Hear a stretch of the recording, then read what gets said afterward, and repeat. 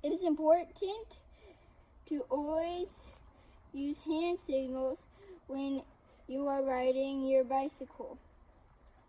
Learn the proper signals for turning right or left or stopping.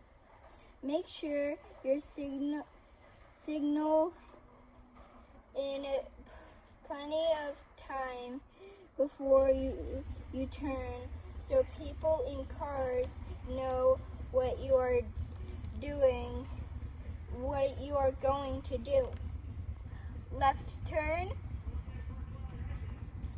right turn, alternate right turn, stopping. Okay, so now it's your turn to practice the hand signals with your family.